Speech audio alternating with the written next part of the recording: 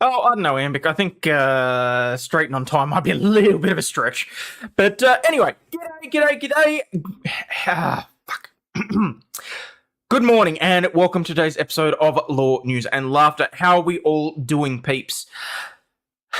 I'm a little frazzled this morning, not gonna lie. At the very last minute, I thought, hey, maybe I should try and put a thumbnail together to make things look good. And you know what? I should always stop trying to change things right at the last minute because it never goes well. I did see someone in chat asked whether or not how the school system works here. We actually go from like right at the very start of February through till December, following the calendar year as you normally would. But yeah, no, we're actually on school holidays at the moment. I think they started yesterday. So, which would explain why my wife called me in a huff saying that a whole bunch of roadworks was taking place on a school road because it's about the only time they can do it. But what it did mean is that it put her out because then she had to go on the freeway and take a 15-minute detour to get to work. So I'm sure she was very nice and happy about that. They allegedly found the crash site of the F-35, 75 miles from where the pilot ejected. I had questions as to how the hell that whole story came about, why it was, and even on autopilot, how far was that thing really going to make it? I mean, it only has a certain amount of fuel on board and that sort of thing, so I don't know. The whole thing smells fishy to me, is all I'm saying. Very quickly, we'll whip through. Hello, Dazza. I believe you might have been actually first on that. But anyway, Captain Bipto, hello. 3 a.m.? No. So I start my show at roughly 9 a.m. Australian time so that I can be around at, 7 p.m.-ish American time? Just to try and annoy everybody else. Playing hooky and streaming after breakfast? Kinda, yeah. What else? Ghostry, hello. Esprit Fleck, gonna be lurking, no worries, that's fine. Jude, I'm not sure if he said hi, but if not, hi, how you doing? Drown Fury, school starts in late January, goes until mid-December, yeah. On time and straight, hallelujah, yeah, I already addressed that. Alright, that's fine. 4 10-week terms, 2 to 3 week breaks in between, depending on the school. 5 p.m. in God's time zone.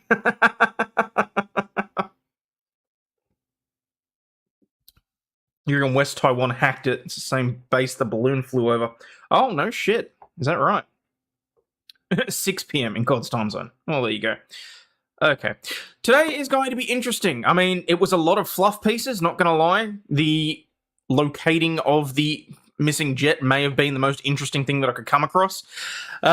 We have millennial women saying that the best types of husbands are nerds and geeks and the kids that never grew up. Sounds a little bit cheesy to me, if you ask me.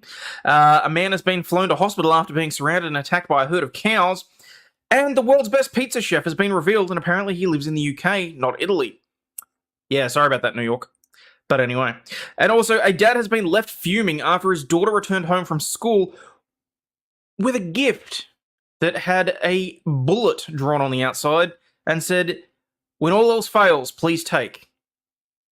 The fuck is that about? What are they teaching in schools at the moment? But anyway, let's get stuck into it, shall we, people? Welcome to Law, News and Laughter.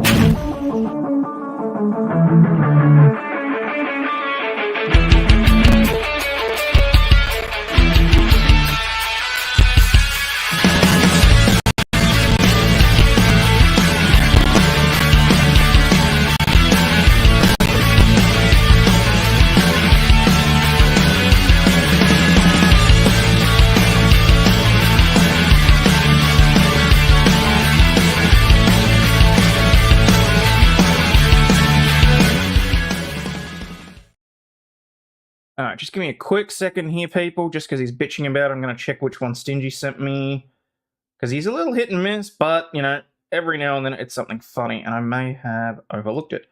Where are we? Got that. I think I played that one. Yeah, no, okay. Alright. Moving the hell on. Now, I can't quite work this shit out, but apparently New York City has a $1,000 trash can that's ready to make its debut. $1,000 on a trash can. I mean, we've got these interesting ones where they're solar powered and they will compact everything down. This doesn't look like this though. So, oh, you put something in chat. What'd you put in chat? Hang on. Oh, you gotta be fucking kidding me. There's no way I'm talking about that. Are you kidding me? I'm not doing that on YouTube. I like my chat. I like my chat. I like my stream. I like my channel is the words I was trying to go for there. Okay, so what the fuck is this about? New York City's $1,000 trash can of tomorrow ready to make a debut. Futuristic garbage cans will soon appear in New York City streets following a delay tied to a feature of the newfangled $1,000 trash receptacles. The cans, designed by Group Project, have a lightweight plastic liner inside a perforated metal and concrete shell, topped with a swinging lid. And it cost $1,000 for that? The fuck? The cans, the first shipment of 300 trash cans arrived this month and will be installed in the city in the next few weeks, said the Sanitation Commissioner, Jessica Tisch. They'll be hitting the streets 4 weeks later than expected because of complications tied to the liner, which is made of a high-density polyethylene manufactured in Portugal. Problems with the custom-designed liner mold delayed the fabrication of the next generation of New York City garbage cans, sanitation officials said.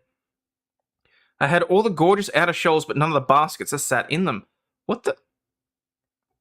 It's a plastic basket in a metal trash can.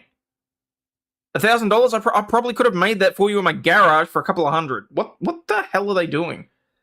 Yes, it's an absolute waste of money. Far out. Or as a homeless man call them, toilets.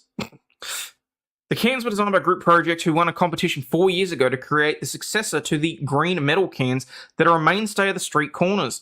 Colin Kelly, a lead designer at the company, told Gothamist that manufacturing the mesh was a highly specialized process that is known as injection molding. It's easier to make the stand and the metal portion of the trash can than it is to make the liner, said Kelly, who added that the delay was a common problem with manufacturing new products. I don't get it. I don't get it. I don't get it. I don't get it.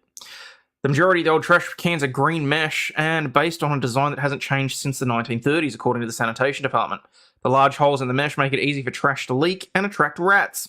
Sanitation workers sometimes have difficulty emptying them into garbage trucks because they're so heavy, according to the department. Yeah, still don't get it. Like, don't get me wrong. At some point, okay, fine. You know what? I'll be in the office later today. I will take some video of our trash cans, and you can understand why I don't understand this, because for roughly the same price, we've installed these massive, like, big-ass, compacting trash cans, so you can fit a whole heap of shit in there, and literally it just wheels out. And it's your regular trash can. And you wheel it out and empty it into the truck. This makes no sense to me whatsoever. Do they know rats eat through plastic? I have no idea. With no lid so the rats can flourish in New York. I'm wondering if maybe that's why it's got the swinging lid on it, is so that it traps the rats inside, and then the garbage man gets a major surprise. This is a priority to get all of those mesh wire and defunct litter baskets replaced, Tisch said at a hearing. The new cans were produced by Quebec-based Roy Metal Products, which signed a $25 million contract with the city in February. That just sounds like money laundering to Canada to me. The city has ordered another 1,000 and aims to replace all 23... Wait. What? Hang on. Let me do the math on that. They're going to spend $23 million on a trash can.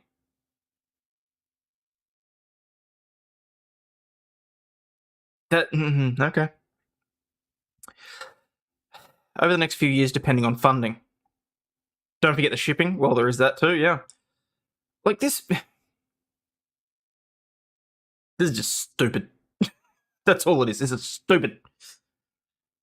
I mean, we all know that this is the sort of thing that we have in our houses. You've got a metal bin, you've got a plastic thing inside. You still put a fucking garbage bag in it so that you can throw your trash out without it leaking all over the floor. But more to the point, almost everybody knows that the plastic containers inside the metal trash cans, over time, they break, they degrade. If you drop something heavy in them, the bottom of them smashes out anyway. Why? What is the point of this? Would have thought they'd be smart cans that can tell the sanitation department when they're full so they can be emptied quickly. So, Wish they could piss away money like that, but I have to pay taxes. Yeah, that does suck, doesn't it? Okay. All right. Majority of women say it's a major red flag if a man refuses to watch the Barbie movie. The Barbie movie has been a huge box office success, and now women are using it to test in their dating lives. It has since been touted as a movie of the year, with many people having anticipated its launch since the first tease back in summer of 2022. I will be perfectly honest, I have not seen it. I have no interest in seeing it. It's not really something that is to my tastes, based on what I have seen. Plus, Lofty's sort of praising it, so I'm like, yeah, okay, maybe not. I actually thought about taking little Rue to go and see it. The wife said no. Mind you, she also said no to taking her to see The Little Mermaid, which was a blessing in disguise. Theaters were packed as people paid to watch Margot Robbie and Ryan Gosling play Barbie and Ken, trying to find themselves. Okay, just quick question. Is Ken still a Ken doll, or is he actually packing now? Since its release, the feel-good movie has taken us in a staggering £1.4 billion at the box office. The film has inspired a lot of memes, social conversation, and relationship tests. More than 1,000 respondents between the ages of 18 and 34 were polled by Change Research to find out what they considered to be a red flag in a potential partner. Okay, how many of these are we going to see lately? I know there was one recently where someone being MAGA was actually the biggest red flag in a partner. Admittedly, this is probably in the UK, so not wanting to see the Barbie movie, yeah, sure, fine, whatever. Why are we getting so much relationship advice from this kind of bullshit? And why do people even bother reading polls anymore? I mean, I read something earlier today about how, for the first time in a Guardian poll, the no vote for The Voice is in the lead. Bitch, that was the lead 2 weeks ago from various other polls. It's just because the Guardian didn't want to admit it. It's some bullshit. Humans using the Barbie movie to shit test you find another woman, she ain't worth it. Oh. My favourite red flag is listening to Joe Rogan's podcast. No straight man should see it. That's why people like Gary and Az saw it for us.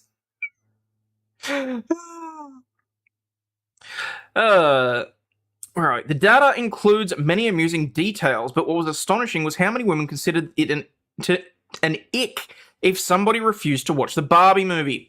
A whopping 53% of women said it was a red flag if their partner didn't want to watch the flick, directed by Greta Gerwig. This is compared to only 31% of men who said it was a deal breaker. Wait, 31% of men said that it was a deal breaker? Okay. The research didn't end there, as it found that the biggest ick for women was if their potential partner identified as a MAGA Republican, 76%, followed by the person having no hobbies, or if they said all lives matter. Where the fuck was this poll taken? Downtown LA? Jesus Christ. I saw a poll that people liked me, I knew it was a lie. Well... Other issues were if they said that there were only two genders, never asked any questions, identified as a communist, or listened to the Joe Rogan podcast. There you go. The results from men were slightly different, however. The biggest ick was if their partner was a communist, 64%, followed by them having no hobbies, being a MAGA Republican, never asking questions, or being into astrology. Wow, I would have thought astrology would be higher on that list. The news comes just after after Barbie has now hit streaming platforms so that people can enjoy it from the comfort of their own homes. On Tuesday, 12th September, Sky Store and Prime Video launched the movie to buy on platforms. Can I just say how quickly movies are moving from the movie theaters to streaming services is a little bit astounding and concerning to me right at the moment. Okay, Transformers Rise of the Beasts, I feel like that was in cinemas for like a week and a half before I was seeing the buy or rent it now option showing up on Amazon Prime. I genuinely think cinemas are dying, and streaming is clearly killing it. But I mean, I some of my fondest memories are sitting in a cinema chair. Or one key memory that I have was when my dad took me to go and watch Jurassic Park 3 when I was about, I can't remember, like 10 or 12, something like that. But that's one of the stark memories that sits in my head of something that was more because I was actually doing something with my father than anything else. But it's one of those things where it's a rainy day activity, and it's really sad to see that it's going to be that it's disappearing. So, I, Tonya was probably the best Margot Robbie movie. Wolf of Wall Street. I don't care that she was a supporting character. They need a buffer, like DVD sale buffer between movies and streamings. Yeah, maybe. If a man refuses to watch the Barbie movie, then it's because they want to watch a better movie.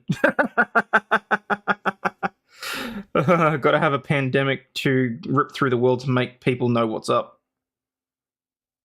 Well, all I'm saying is that apparently India's dealing with the Nipah or Zika virus. Androgynous over on Rumble. So, are you saying go to Barbie to find a bunch of single girls? I don't know if single girls are going to this. I mean, I would expect that the girls that are in couples and are shit testing their partners are going to see it. Maybe they do it on a girls' night out, but I would expect that the girls that you want to be dating are out partying with their friends at clubs and things. But I mean, it's been a while since I've been on the scene, so I have no fucking clue. I fully admit that. The mum and pop cinema here is showing Pee-wee movies. No shit. I remember good movies being at the theaters for 6 months. Yes. You'll laugh, you'll cry, you'll kiss $13.50 goodbye. $13.50? Where the fuck are you at the movies? I'll go there. Are you kidding me? These days, you take your spouse, your kid, maybe one of their friends, you're partying with $100. Easy. There was a TikTok trend to dress up and go to see Barbie movie. I saw it in person. Oh yeah, I'm pretty sure that's why Lofty dressed up as Ken and his friend dressed up as Barbie. I'm not sorry. Would never be caught watching them blow me trash. All lives matter is a deal breaker, so people who care about people regardless of skin color and their station in life is a bad thing, while the people that are all about BLM and racist are okay. Apparently, AP. To be honest, I'd feel it kind of weird if my man came to watch Barbie, seen it with the girls. Well, there you go. I stand corrected. So, alright. Moving on. A man has been flown to hospital after being surrounded and attacked by a herd of cows on a beach on the picturesque island of Barra. A man was taken to hospital after being surrounded and attacked by cows on a Scots beach. The man and his 2 female companions were trapped by the cattle on Trey Eyes Beach on Barra on Saturday evening. Police, the Scottish Fire and Rescue Service, and Barra Coast Guard rescue team all attended after the alarm was raised at around 8 p.m. A spokesperson for the Stornoway Coast Guard said a man and 2 women were said to be trapped by cows, and the man had sustained a blow to the chest and was now in shock. The Scottish Fire and Rescue Service confirmed that a local crew attended to provide light. Wait, okay, alright. Moo, get the fuck off my beach, motherfucker. Motherfucker. It is also believed that the farmer attended and the incident was closed just before 10 p.m. The man was flown to the Queen Elizabeth University Hospital in Glasgow. And the 2 women were taken to St. Brendan's Hospital in Castle Bay for treatment. Treatment of what? They said that he was the one that was attacked. A Police Scotland spokesperson said around 8:05 p.m. on Saturday, 16 September 2023, police and emergency services were called to Eolgary, Barra, following a report that 3 people, a man and a woman, had been injured by a herd of cows and a bull whilst walking between near Tray A and Tray Moor. A 53-year-old man was followed by an air ambulance to the Queen Elizabeth University Hospital in Glasgow, but has since been discharged. The 2 women were treated at St. Brendan's Hospital in Castle Bay and have now been discharged. Where are we?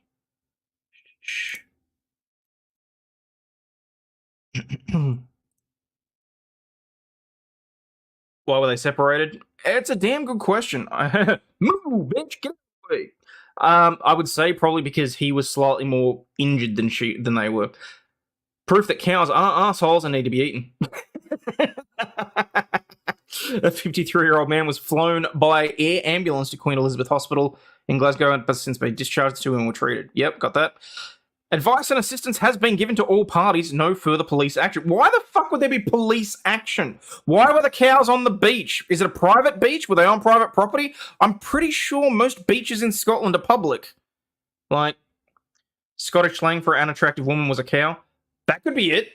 Maybe some ugly fat bitch headbutted him in the chest. Although it sounds like maybe it was the bull. Western Isles MP Angus McNeil who lives on Barra, added, "It's obviously a very distressing incident. We wish all those involved a speedy recovery. Last year, Barra Airport topped a poll for the world's 6 must-see runways." Wow, imagine that the place is that unassuming that whenever it's in the news, they have to mention the fact that the runway is in the top 6, not the top 5, the top 6 must-see runways in the world. That place really must have nothing going on. Can you find the cows? Let's just turn them into steaks. Unless they were dairy cows, in which case they can make butter. It was the latest accolade for the small island airport, the only runway in the world where scheduled flights land on a tidal beach. That's pretty cool. I will give them that. Wait, what are the comments on this? West Beach is absolutely stunning. You'll nearly always have it to yourself near landfall, Nova Scotia. Huh. Moo, bitch, get out. Oh, that was just funny. Oh, shit. Amateur Iconoclast with a $5 super chat. Don't kid yourself, Jimmy. If a cow ever got the chance, he'd eat you and everyone you cared about. Okay. 9 juvenile inmates captured after... Oh, shit, wrong page. 9 juvenile inmates captured after escape from Pennsylvania detention center, police say. 9 inmates who escaped from a Pennsylvania juvenile detention facility were taken into custody on Monday following a manhunt. The inmates, all of whom were male, fled the facility on Sunday while wearing white and grey shirts and shorts. The Robeson Township Police Department said the Robeson... What? They left out a word there. Said the Robeson Township Police Department on Berks County. The escape happened following a riot at the academy, according to another local police agency in Berks County. State and local law enforcement regained control of the detention center, authorities said, but some of the offenders escaped. Authorities said that they believed that they would be able to escape the youth detention facility after overtaking 2 female guards and stealing their keys. All 9 escapees... 2 chicks, 9 blokes, sounds like a hell of a Friday night, except for the fact that, they're prisoners!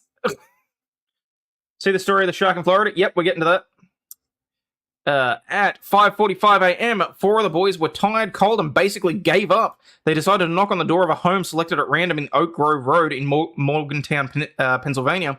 The homeowner then called the authorities. They gave up. Well, okay, so what they're saying is prison hadn't hardened the fuck up yet that they couldn't deal with the cold. At 6:36 a.m., officials received reports of a stolen vehicle and a trailer on Oak Grove Road.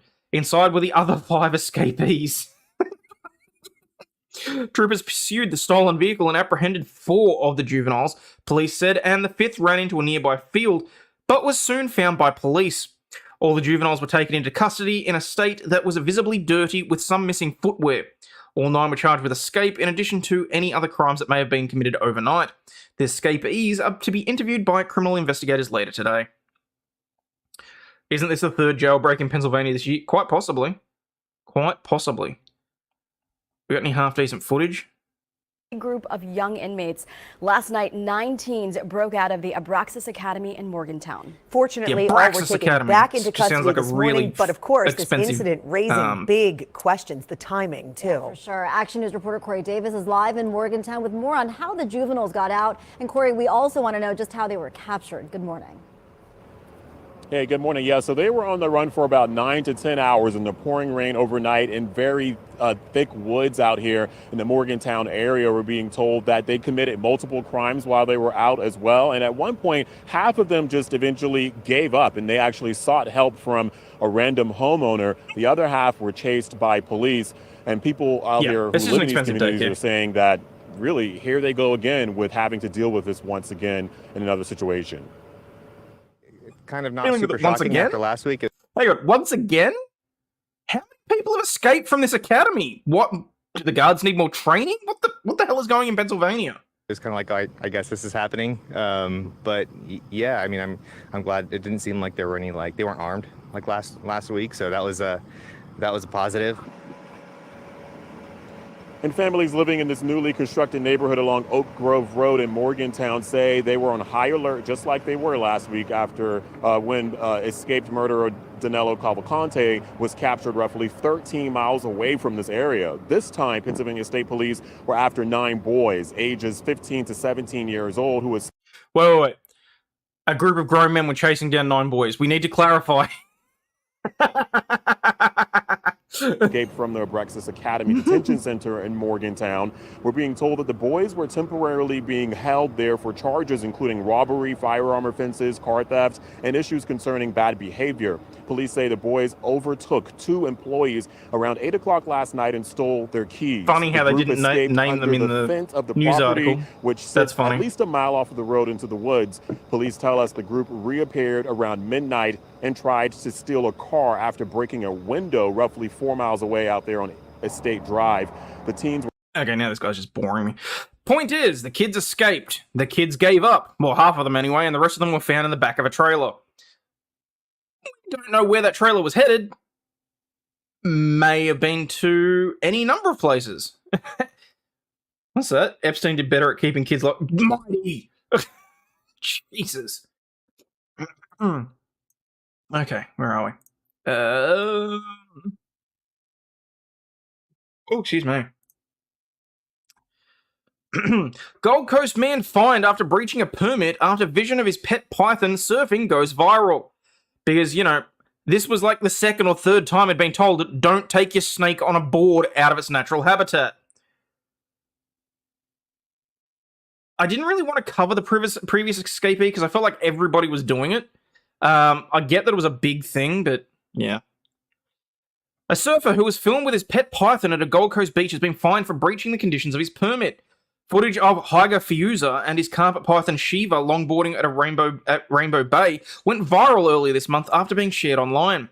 He told the ABC that at the time that his 3-year-old carpet python had surfed at least 10 times, but Queensland's Department of Environment and Science said that he had since been fined at $2,322 for taking the reptile out in public without permission. That's right, gents. Do not get your snake out in public. Senior Wildlife Officer John McDonald said that the surfer was also issued with a warning for not meeting online reporting requirements. The man was brought to our attention when he appeared in local media taking his python for a surf. Our investigation found that the man had a permit to keep native animals, but he was issued with a penalty infringement notice for breaching Section 88A of the Nature Conservation Act. Mr. McDonald said the permit conditions prohibited animals from being removed from their licensed premises unless it was for a trip to the vet, selling or giving the animal to another permit holder, or taking it out to an authorized display. Because, you know, that's what's necessary about it. To take an animal out in public or display it requires a separate permit for the Department of Agriculture and Fisheries. Fucking government red tape. Left, right, and centre. Mr. McDonald said taking native pets out into the public could cause the animals unnecessary stress. He said that they could behave in an unpredictable way when removed from their enclosures. Look, do I think it's irresponsible to put a snake on a surfboard? Yes, I do. All it would take is one heck of a wave and, well, you know what? No. It'd take a very gentle cresting wave. And that snake's gone. But still. He said they could behave in unpredictable ways when removed from their enclosures. Snakes are obviously cold-blooded animals, and while they can swim, reptiles generally avoid cold water. Well, they generally avoid water, I should say. The python would have found the water to be extremely cold, and the only snakes that should be in the ocean are sea snakes, which are fucking poisonous. The gentleman declined to comment on the matter. Shiva isn't the first animal seen clutching to a wave at Queensland beaches. Duck, the surfing duck, is a regular and made international headlines for his penchant for pinching waves off Steph Gilmore. Pork Chop, the British bulldog, amassed a large following on his Instagram page, run by his owner, surf instructor Sam Rollinson, before the pooch died in 2021. In Queensland, only leashed dogs are permitted on beaches except in designated areas according to local laws. Old MacDonald had a farm. E-I-E-I.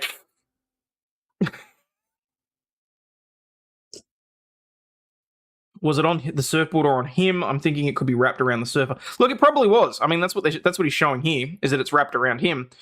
But at the same time, I mean, again, there's going to be water spray. There's going to be all sorts of things. I'm thinking maybe it was to like sedate the python or something, because as it gets colder, they sort of like or whatever. What's next? Rats on the water. Got a comment from the snake. You don't speak for me, bitch. I want surf. Oh, it's a baby. It's a baby. Okay. Stunning model who proudly embraced her lazy eye is now spending £4,000 to fix it over fears. A woman who went viral on social media after sharing how she embraces her lazy eye has revealed she's now decided to get eye surgery to fix it. Ellie Davies, 19, from Wales, was born with strabismus to the left eye, a disorder in which both eyes don't line up at the same direction and is commonly known as cross eyes or lazy eye. Her unique look is what shot her to internet fame, where she tackled trolls and shared impressive makeup tutorials. Having gained over 300,000 followers over the years, she used her platform to launch her adult modeling career. Sweetheart, you're 19, you're barely an adult. Why are you getting into adult modeling? Just... It's been so successful that the influencer has claimed to have made £300,000. While her lazy eyes served her well, she wants to move into mainstream media, so wants to go under the knife. In fact, she's already booked an appointment for a consultation with an eye specialist. She plans to see an eye consultant on Thursday, September 21, at a hospital in Cardiff to talk about her next steps. I have a really weird feeling that it's going to turn back because the surgery is 99.9% effective. It can always go back and it might not work, and to be honest with you, if it does, I'm not complaining. I'm not bothered by that, she said to the Daily Star. If it doesn't work, it doesn't. It's 99.9%. You'd have to be pretty freaking unlucky for that 1%. OnlyFans has created a generation of future regret.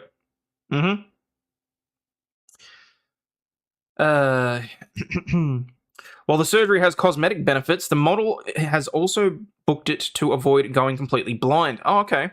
When she was younger, she was given glasses, but Ellie never wore them, even though she was told it would improve her eyesight. Fearful of her deteriorating eyesight, she's determined to get it fixed quickly. Ah, that's the problem. She regrets doing dumb shit as a kid, like putting her bits and pieces out online while she's still a kid. She plans to go privately instead of through the NHS to ensure it happens as soon as possible. As well, I've been told there's another reason why am I doing it is as my eyesight is actually deteriorating the longer I leave it. My vision isn't great. I can see and I literally just pass the requirements for driving, which is amazing as I'd literally die without driving. She's driving. She's on the roads. Oh, look, there's a car coming. Which direction? Which direction? Under the knife. What the fuck? They used to treat this with a patch. Ellie previously slammed vicious trolls who told her to stay off the road after passing a driving test with flying colours. In a video, she counted down the hours until she received the results of her test, and the comments were inundated with nasty people making vile jokes about her eye. She brushed off the haters and simply ignored their cruel jabs. As well you should.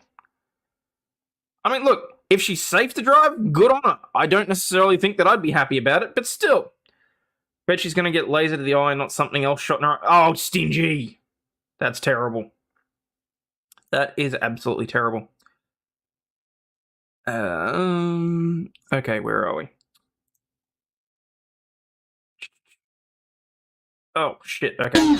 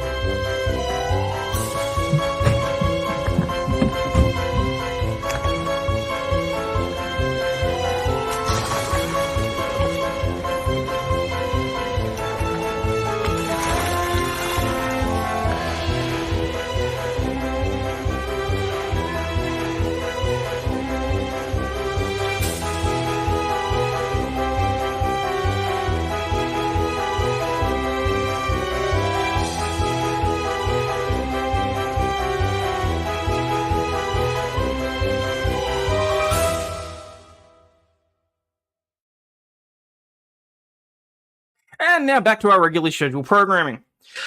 Coles creepy checkout gates infuriates shoppers in Australia as they lock customers in to prevent theft. Angry customers have voiced their frustrations over Coles' decision to start aggressively rolling out smart gates at the checkouts. The new technology was introduced in an attempt to stop supermarket theft after a 20% increase this year. Additional new anti-theft devices have been spotted in stores, including cameras, trolley locks, and even fog machines. Shoppers were quick to share their thoughts, claiming that they're now locked in at the supermarket. One customer from the Hunter Valley in New South Wales was horrified after seeing the gates for the first time. Oh, hello, Tank Rat. How you doing, buddy? Damn, it's been 10 months now. That flew by quick. I must be getting old. Well, I am old. Evening. Lol, lazy eye. Thank you for the message. Cheers. Yeah, got that. So what the hell is this about? They're locking people in now with fog machines? What the fuck? Now you're locked into Coles. I couldn't even get out of the self-serve checkout once I'd finished my shopping till I looked at my receipt and pressed a button for the new glass gates that they've installed. After passing through the gates, she knows the same glass gates had also been installed at the staff checkouts. So it's not enough that they're going to price gouge and rip us off. Now they lock you in and you can't get out, the shopper continued. I asked the lady, what is going on here? Are we locked in here now? And she's like, oh, no. And I go, well, it doesn't seem to open when everyone walks up to it. The customer explained how the employee needs to push a button in order for the gates to open once the bags have been checked. Okay, so what happens in those very frequent instances when there's no one actually at the self-serve checkout? And you can tell me that there's supposed to always be someone there, but there is very frequently instances where there's no one there, especially if it's understaffed, overworked, whatever else, and, they have to go and work on a checkout, whatever the fuck else. This is some bullshit. Yeah, it's basically cattle gates. Maybe put on more fucking checkout chicks. Exactly. I am just horrified that they're now locking people in so they can check bags and stop people from exiting the shop, which they're not supposed to do anyway. If there's an instance where someone is allegedly potentially shoplifting, they're supposed to let them leave the store and call the authorities because no one's actually committed a crime until after they leave the store. So this is bullshit. Yeah, if they're going to do this, why don't they just have regular checkouts? Exactly. Christmas time will be an absolute nightmare. Jared, who goes by Jared's World on TikTok, also shared his opinion on the matter after watching the shopper's video. At first, he didn't believe it until reading a news article. Let me get this straight. First of all, you cut jobs to try and save money by implementing self-serve checkouts. And now for doing the work ourselves and saving you money, we're being treated as if we're guilty until proven innocent and locked in until our bags are checked. What if you're in an emergency? We do not work for you, and if you want us to serve ourselves, then you have to bear that weight of that. You can't have us serve ourselves just to be checked at the fucking gate. Look, I don't have too much of an issue with it, except for the fact that, like at Kmart, okay? Kmart is like a cut-down version of our Walmart. Sorry, our version of a cut-down Walmart, I should say. You pay at the checkout, you walk through the store, you get to the door, you hand over your receipt. That's fine. It's not like they're physically locking you in or anything. And more to the point, if someone's not there, you can still leave the store. You can still leave the premises. This is just unlawful detainment. I'm inclined to agree. Jared predicts the new technology will impact innocent shoppers who the most won't appreciate being treated as criminals. All I can see is disaster. Essentially, you could say that they're taking the catchphrase locked down quite literally. Not only are your prices down, prices are down, now your customers are locked down. The latest technology keeps track of customers from the moment they enter the store, recording the time taken to shop through each aisle until they reach the self-serve checkout. New security cameras above the checkout machines will then track items being scanned and placed into bags, and if discrepancies are found, smart gates will shut while an alarm rings out, keeping the customer within the store. No, it does more than that. I'm well aware of the cameras. And so it used to be that there was the camera in the front, so that it literally what you're looking at now, I would see on the screen. It would see my face, and I would see that it is recording me. That was supposed to be some sort of deterrent, as in, oh yeah, Big Brother's watching you, what you're doing. Now there's a bar that goes up and around, and there's a camera that looks down on you, and it's watching everything you scan. And from the wording of this article, because I haven't actually encountered this yet, because it's not at my local Coles, but then again, I haven't been to Coles in a very long time. This isn't actually a case of it's if you misscan something that the doors keep you from exiting. They're making this sound as if it's closed irrespective, and the employee has to be the one that lets you through. That's different to what they're putting out here.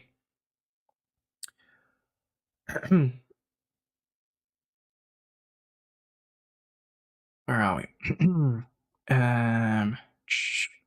If that fails to keep suspected thieves from leaving the store, the wheels on the new high-tech trolleys will completely lock up the moment they leave the store. The Coles spokesperson told Female, "We know that retail crime is on the increase across retailers."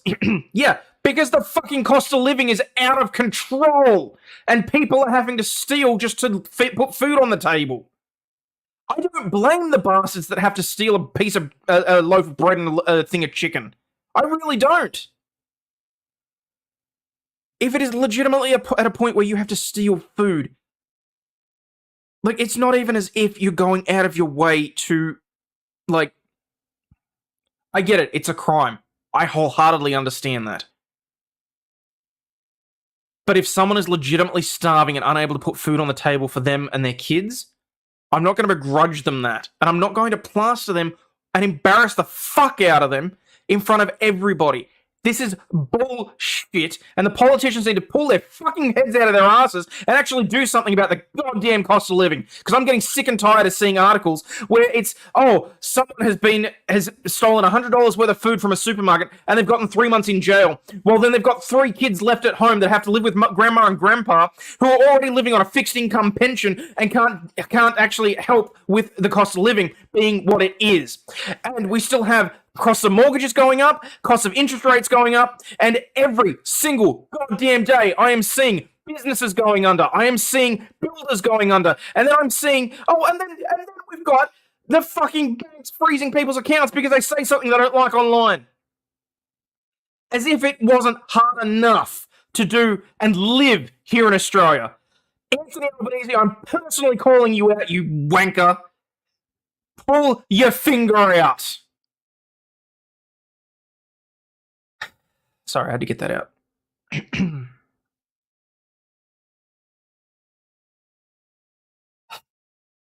I do feel better.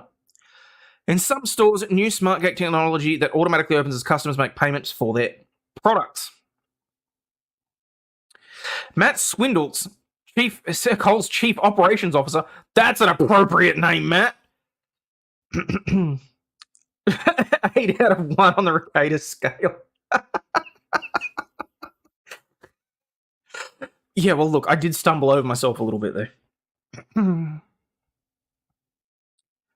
Previously described the technology as world-class in identifying potential thieves. What we've done is taken the best of what's overseas and enhanced it with a few other tweaks, so we believe we've gotten world-class loss prevention technology in our stores, he told A Current Affair. If you're a thief, we're going to catch you. Mr. Swindle said the technology will also aid in curbing the amount of violent attacks on staff members, which have seen an increase over the past year. Again, people are scared, people are hungry, people are frustrated, people are going to lash out. And I don't blame them for that.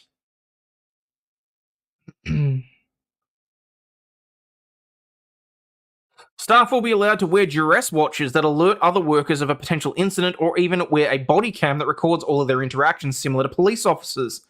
If you're going to start to threaten a staff member, then we will document it and take the necessary actions, he said. The new system has been piloted across the nation over the past 6 months, with an aggressive national rollout over the following 3 months. Coles' main competitor, Woolworths, introduced similar checkout technology in August to mixed reviews.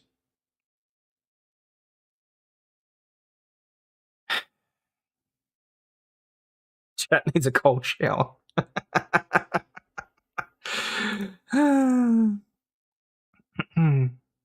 Okay. Where are we? Ex-cop who put handcuffed woman into a squad car that was then struck by a train won't do any time. For anyone that may have missed this, we did cover this a couple of months ago. It was a Colorado police officer who put an individual in the back of a cop car that just happened to be parked on some railway tracks. Yeah, that was bright because, you know, it's not as if trains come by frequently. A former Colorado police officer who put a handcuffed woman inside a cop car placed on railway tracks that was then struck by a freight train has been spared prison time after a tearful mea culpa. Jordan Steinck, 29, was sentenced on Friday to 30 months of supervised probation after being convicted of reckless endangerment and assault on September 16, 2022. The crash outside Plateville which left her detainee, Ureni Rios Gonzalez, with serious injuries.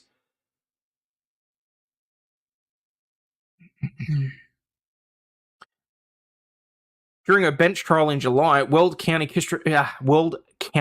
District Court Judge Timothy Kearns cleared Steinke of criminal attempt to commit manslaughter. I think that was poor charging, honestly. I would say recklessly committing manslaughter reckless attempt to commit manslaughter may have gotten it over the line, but okay. Kearns said he had planned to sentence former Fort Luton cop to prison, but changed his mind after both prosecutors and defense attorneys argued for probation. Someone is going to hear this and say another officer gets off, and that's not the facts of this case. Damn right I'm going to say that, because it's exactly what it sounds like. The judge warned Steinke that if she violates the terms of her probation, I will hearken back to my original gut response as to how to address the sentencing. Pretty female cop almost kills someone by putting them in the back of a car, gets probation. Who's shocked? Steinke, who sobbed through her sentencing, apologized to Rios Gonzalez, who attended the hearing remotely, saying that as a police officer, she never intended for another human being to come to harm under their watch. What happened that night has haunted me for 364 days, she added, adding to the victim. I remember your cries and your screams. As part of her punishment, she will be required to perform 100 hours of community service. Hopefully not anywhere near any railroad tracks. She said she hoped to fulfill some of her community service by giving educational talks to new police officers about the dangers of railroad tracks and the importance of officers being aware of their surroundings. The incident began unfolding when the then Plateville Police Sergeant, Pablo Vasquez, pulled over Rio Gonzalez to question her about a suspected road rage incident during which the woman had allegedly pulled a gun on another motorist after following them in her truck. Steinke, who also responded to the scene in Plateville, took her into custody, slapped the cuffs on her, and locked her in Vasquez's police SUV, which was parked on the railroad tracks. As seen in body camera footage and dashboard cam footage that was released by police last year, within a few seconds, yeah, it was literally, she's in the back, the cops talk a little bit, and a Union Pacific freight train approached the police vehicle with its horn blaring, but the officers appear oblivious to the warning sounds. Moments later, dashcam video showed the train smashing into the police SUV, with the restrained suspect still inside and dragging it down the tracks. Rio Gonzalez, who suffered a lasting brain injury, 9 broken ribs, and a broken arm, was conflicted about how she wanted the officer to be punished, according to her attorney Chris Ponce. The conflict she feels is one where every day she has to feel pain, and she's had to deal with doctor appointments and having her life so radically changed. Feeling upset, very upset about that, angry about that, but on the other hand, feeling that the officer, and I think truly empathetically feeling sorry for her for how she lost her career. The officer was fired from the Fort Lupton Police Department upon her conviction. She's expected to lose her peace officer standards and training certification, her attorney Mallory Revel said, meaning she can never work in law enforcement again. During Steinke's trial, her defense team argued that she did not know that Vasquez had parked his police vehicle on the tracks because it was dark and she was miles outside her Fort Lupton jurisdiction. I call bullshit. There are very clearly railroad crossing signs on both sides of that vehicle. This, to me, is purely she was not paying attention to her surroundings, which is something that a police officer should do every single instance, every single second of their shift. Vasquez still faces trial for his role in the crash. He's been charged with 5 counts of reckless endangerment for allegedly putting Rios Gonzalez, Steinke, and 3 other people at risk, as well as traffic-related violations. Rios Gonzalez has filed a lawsuit against the police agencies involved for the disastrous traffic stop. Of course she has, and I do not blame her in the slightest. The woman, now aged 21, had faced criminal charges related to the road rage incident. She entered a no-contest plea earlier this month to misdemeanor menacing and was handed a deferred sentence. There was no way in hell they were going to put her through shit, given she's got friggin' brain damage. Keep coming back. Keep your hands up. Keep coming back. Keep coming back to the sound of my voice. Keep coming back. Keep coming back. Keep coming back. Keep coming back. Stop right there. Get down on one knee and then the other. I got cuffs. Go ahead. Good? Keep your hands.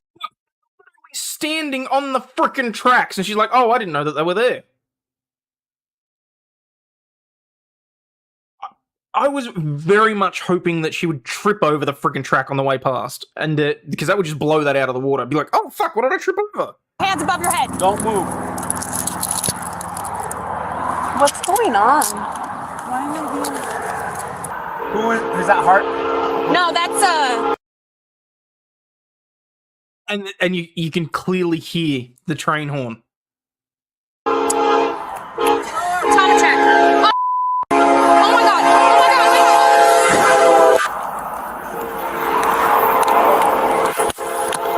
god. Move your car. Stay back.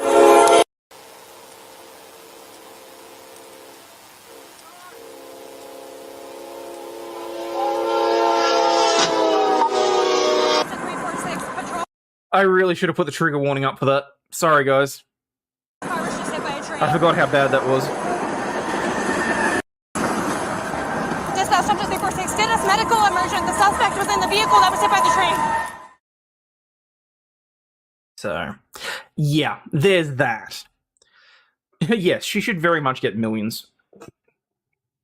Which one is it? Move my car or stay back? Looks like it hurt. Yeah, just a little. Just a smidgen. Okay, where are we? Close that, close that. Alright. An entitled mum has ordered a teacher to watch her children outside of school hours. Being a teacher... Okay, I'm not quite sure how this made news, but anyway. Being a teacher comes with a lot of responsibilities and often means starting and finishing well outside of school time. However, some believe that parents come to think of educators as glorified babysitters who have got nothing better to do than care for their children. Excuse me. One fuming teacher took to Reddit to share her frustration after an entitled mother decided she wanted to completely change the hour she worked. The 29-year-old explained, I've been working this centre for 2 years now as an infant teacher. The centre opens at 7 a.m. and my usual start time is 7:30, and it's supposed to close every day at 4:30, which is the usual time to end my shift. I care for 4 infants by myself, and almost every day I have this one parent who comes in for their infant way past 4:30, which sometimes really annoys me. This parent works at a regular school. In fact, she works at a high school I went to as a teenager, which is also within walking distance from my house, and I know that for a fact that the school closes at 4 p.m, plus she drives. Anyway, this past Monday, as I was told, this mum spoke to my boss about the opening the centre at 6 a.m. so she could drop off her two children, my infant student and toddler sibling at the same time.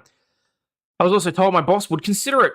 On Friday, my boss pulled me into the office and told me she's decided to start opening the centre at 6 a.m. starting tomorrow, and told me she would need 2 teachers to be here at that time, and that since my infant was my student, and that it would make sense for me to be one of the 2 teachers.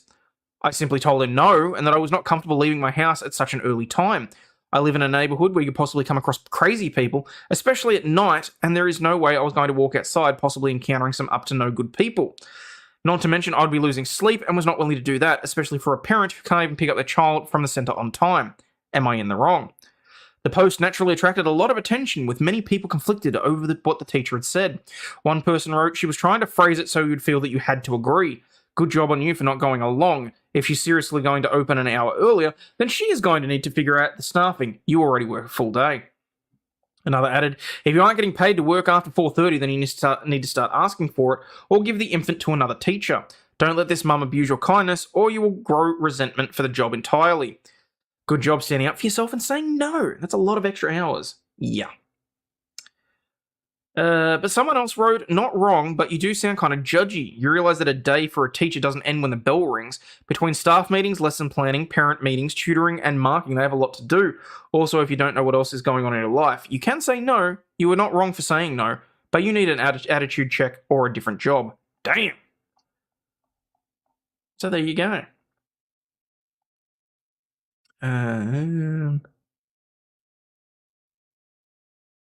I'm a cop, I have a badge and a gun, can do whatever the fuck I want, including kill innocent people and never get punished for it until we the people publicly execute. Jesus, Jason! Okay.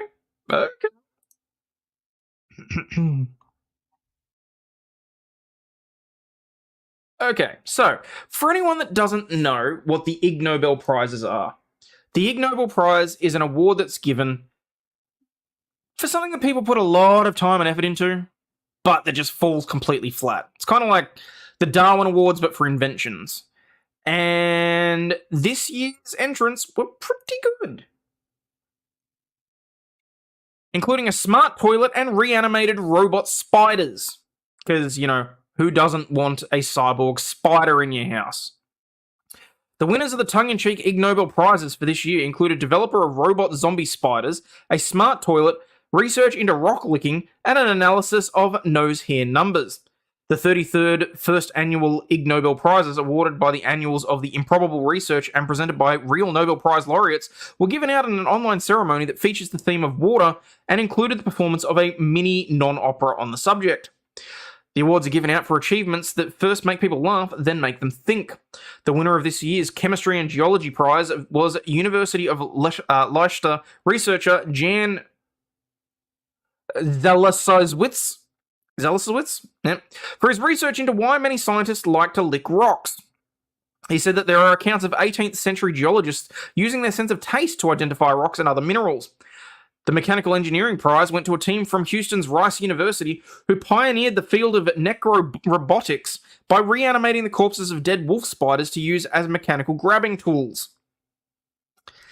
The Literature Prize was awarded to an international team for studying the sensation people feel when they repeat a single word many times. Here's a sensation that I got. It pissed me the fuck off having to read that. The study looked into how repetition leads to a feeling of jamais vu, in which something familiar begins to feel unfamiliar. Which show was it that did that? Oh, it was How I Met Your Mother. It was Ted with the bowl. Bowl.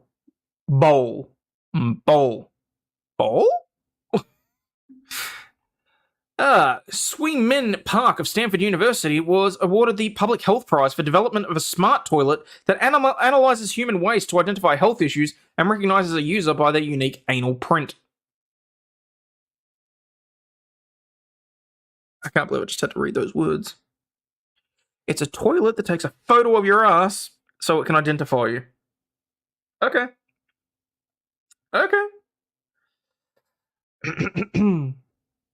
The Communication Prize was given to an international team who studied the brains of people who are experts at backwards talking, and the Nutrition Prize went to a Japanese team for developing electrified chopsticks and straws to make foods and beverages taste saltier. The Medicine Prize went to a team who examined whether there is an equal number of hairs in each person's two nostrils. The team examined the noses of cadavers and found an average of 120 hairs in the left nostril and 112 hairs in the right. The Education Prize went to a team who studied boredom in teachers and students. The Psychology Prize went to a study for how many passers-by will stop to look up when they see strangers looking up. Who is funding this shit? The Physics Prize went to a team who studied the extent to which ocean water mixing is affected by the sexual activities of anchovies.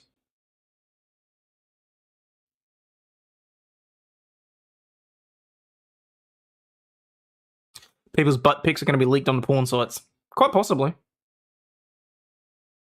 Deep State will be monitoring your poop.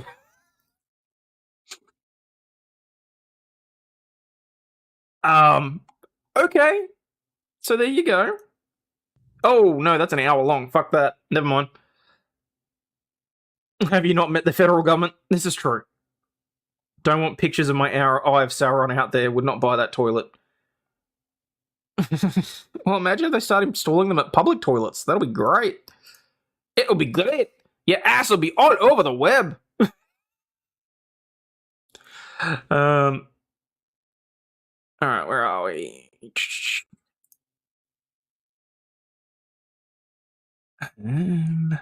Oh, I want to talk about this bitch. Video shows foul-mouthed woman exiting plane and telling passengers she doesn't mind being filmed in her meltdown because she's Instagram famous. A furious plane passenger launched into a foul-mouthed rant on an American Airlines flight and has gone viral after screaming, "I'm Instagram famous, bitch!" In echoes of the Tiffany Gomez "that motherfucker isn't real" saga, a new unidentified plane woman is causing chaos online. She has been identified, but more to the point, I kind of feel like this bitch did this deliberately to try and recreate the "that motherfucker's not real" shit. Viewers have slated that the glamorous passenger as an entitled and a clown. Have slated her as entitled and a clown for throwing a tantrum on the American Airlines flight. Influencer Morgan Osman has claimed that she is the woman in the footage on social media, but has not responded to requests for comment from Daily Mail. Posting on Instagram, she said, "I said what I said," before adding, "I didn't get kicked off. I asked to leave instead of turning violent. Thank you." So your options were, I want to leave, or I'm going to throw a tantrum and get violent. Is there an air marshal anywhere on board? Just crying out loud.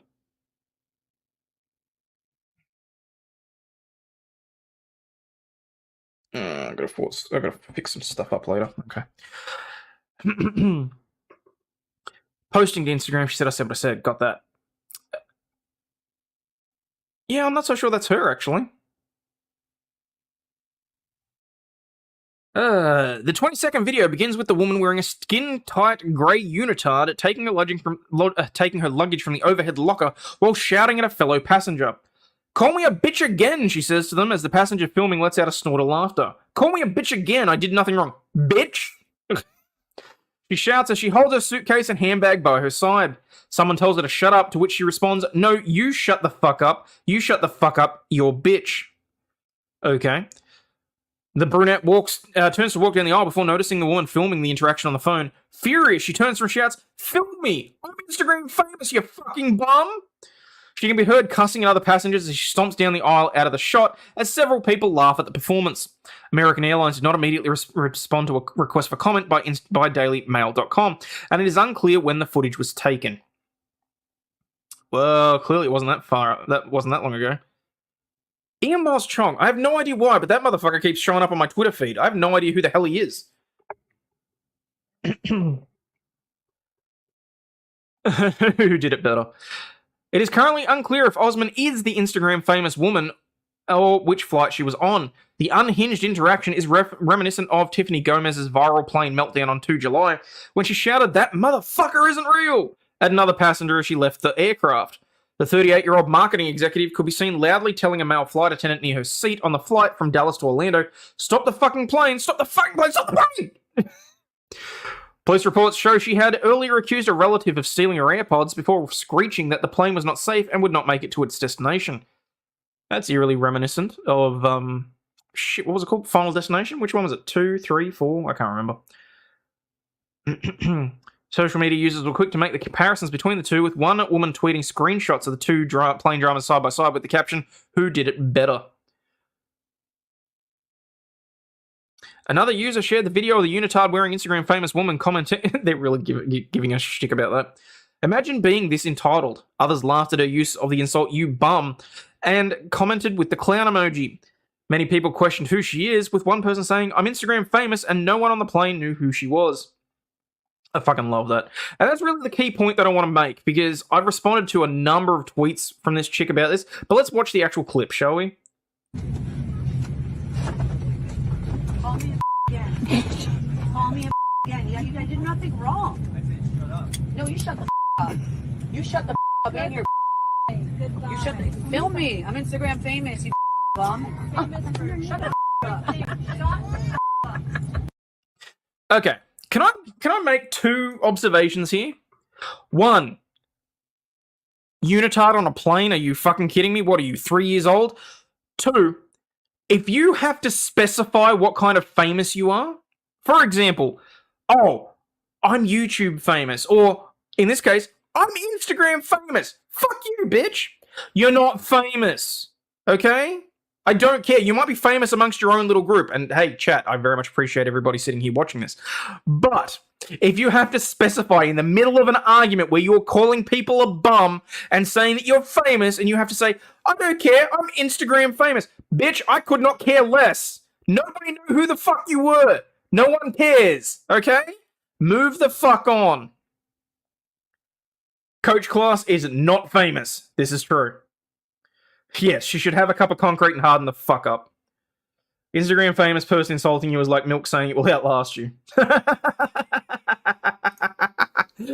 Oh, shit. And just for the hell of it, where was the video of what's-her-face? That motherfucker's not real.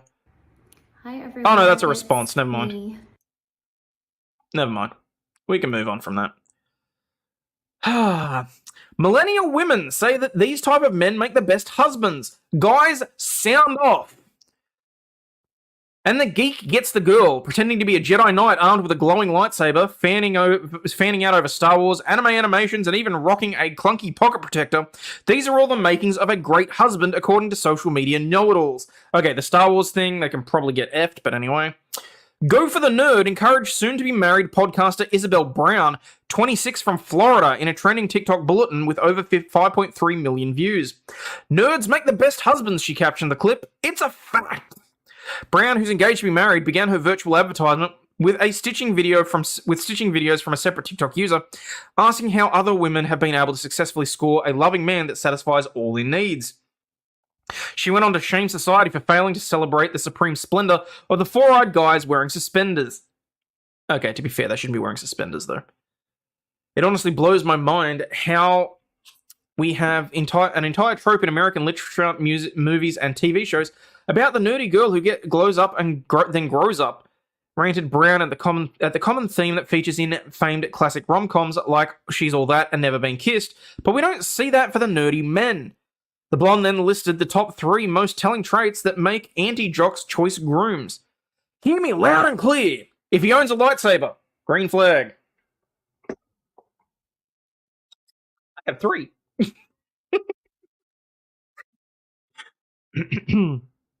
If he's purchased a wand from the Wizarding World of Harry Potter, greenest possible flag. I haven't, but I probably would if I attended. If he has an unhealthy obsession with Ahsoka Tano, you better run to the altar. That's a little bit creepy. I mean, for the most of the for anyone that doesn't know, like, barring the recent show where she is like 40, Ahsoka Tano, for the most part, was portrayed during the Clone Wars as being underage. So if they have an unhealthy obsession with her, that's a little red flag for me. Those little underestimated nerd boys. It's got to be nerd boys. Grow up to be the men who see what's inside, she insisted, and online lover girls agreed. I married the anime-loving nerdy gamer boy, wouldn't change it for the world, commented the wife of Poindexter. Yes, my husband is the biggest adorable nerd. A separate uncool kid chaser reposted Brown's clip and edited into snapshots for her own nerdy hubby, saying she's right, it's the nerds, my husband is amazing. He's sweet, kind, loving, and an amazing father, it's the nerds. Yeah, they're also the ones that are happy to be paying for certain things and to be, a traditional loving family. And a relationship guru known digitally as Your Divorced Survival Guide explained why he and other dorks make top-tier nerds. Make top-tier partners. Wait, is that...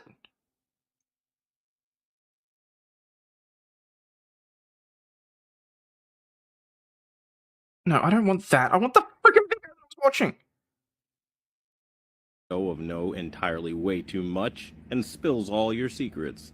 Well, since she's already putting it out there, yeah, you go for the nerds. And I'll tell you why. I'll elaborate in a way that you probably wouldn't have thought of until I'm about to tell you, okay? Nerds are the ones that are always outside looking in. You see all the jocks, all the so-called hot guys, all the so-called types getting selected. Always longing and wanting, but watching those good girls, those beautiful girls that you've always been attracted to, completely get dogged and crapped on entirely, saying, like, gosh, like, I wouldn't do any of that stuff. And you get to learn what not to do, I don't think that is Quantum TV, but apparently Quantum TV was arrested for beating his wife a couple of months ago. Holy shit. Because you've been outside for a very long time. And on top of all of that, you're watching nerdy content. But the thing about nerdy content, like, let's say something like anime, for example, you're learning values that the so-called jocks that are too busy running through a bunch of girls, you're learning things that they're not learning. That's actually a really fucking good point. I've never thought about that. Because the whole point of most animes is you start out like with some sort of terrible tragedy, you face horrible adversity, learn that you have to push through things, become a man, be actually You have to build character out of it so that you can then face whatever the adversity was. Usually someone that's killed your parents, or as like if it's an isekai, it's maybe a demon lord or whatever else. Anyway, point is, you're learning that you have to actually be a half-decent person. So it's a good point. She cheated on him with a nerd. Nerds are the ones that were always on the outside looking in, seeing all the jocks and so-called hot guys get selected. Oh yeah, we already heard him say that. The Self-Crowned Guide went on to note that Nerd 2 learned the importance of loyalty, honor, and character through their brainy vices like anime or the Star Wars universe. Find somebody who used to be ugly, a nerd, one of the rejects, he advised, and that person, oh my god, that is the person that you want. Yeah, because, ladies, let me tell you, if he's got enough money to buy half the shit that, you can have on display, he's going to be able to look after you too. Just saying.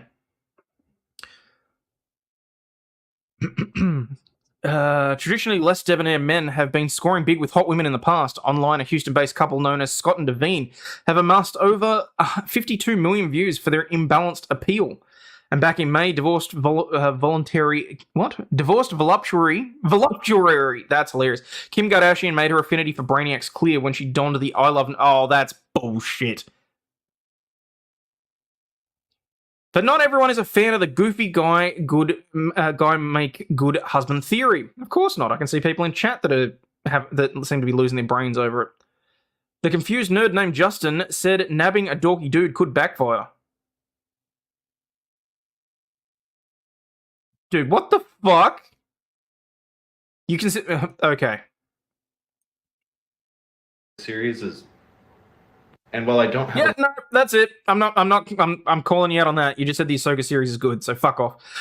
Some whole have no interest in nerdy topics themselves, and they have no motivation to relate, and they have no motivation to be part of it. So that loses any interest. Oh, he's saying because the chicks have no interest in the nerdy stuff. It's bad relationship dynamic. Okay, fair. I will give him that. Heels versus babyface is probably the biggest catch. All nerds can be geeks, not all geeks can be nerds. It's an intelligence thing. This is true. This is very true. TikTok discovers the bio clock. That's how Nick got lady rackets. Yeah, more than likely. Because we all know he's punching out of his weight class there. Where are we? Oh shit! I keep ticking on things I'm not supposed to. Okay, all right. World's best pizza chef has been revealed, and he lives in the UK, not in Italy. When you think of the best pizza in the world, you no doubt think of Italy, the home of modern pizza. With a 1,000-year-old history, this is going to piss some people right the fuck off. The dish is one of the most important symbols of the country, so you no doubt be surprised to learn the best pizza maker in the world is actually in the UK. The best pizza maker in the world has been revealed to be none other than Michel Passarella, who is the head chef and founder of Napoli on the Road. Napoli. On September 14, he won the coveted Global Pizza Maker of the Year Award 2023 at the World 50 Top Pizza Awards. Good on him.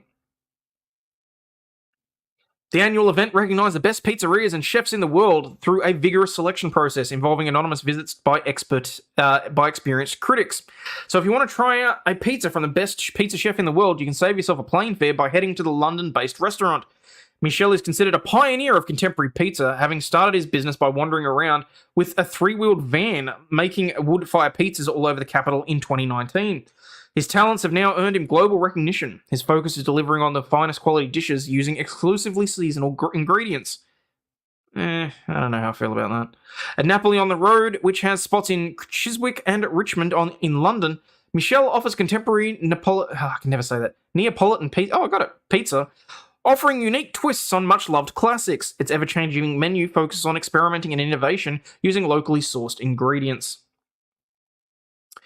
You'll find a mouth-watering pizza option from £10.95 on the menu, as well as Michel's signature, which costs a little more. Napoli on the Road has a loyal fan base, and with some customers on TripAdvisor saying it's the best pizza they've ever eaten. One person said, the best pizza I've ever had, unique flavours and good customer service. It's definitely worth a visit.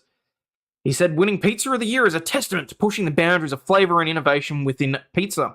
It's not just about crafting the perfect dough or finding the finest ingredients. It's about the artistry and the passion that goes into every slice. Mate, give me a fucking slice of meat, lovers, and I'm a happy camper, okay? I don't need this like fancy prosciutto and mozzarella bullshit. Well, I mean that's just ham and cheese, but anyway. Just give me a fucking good piece of pizza. That's all I care. That's all I care about. David Nelson thought pizza was Korean. What, have they tried to claim it? What the fuck? Good dear God.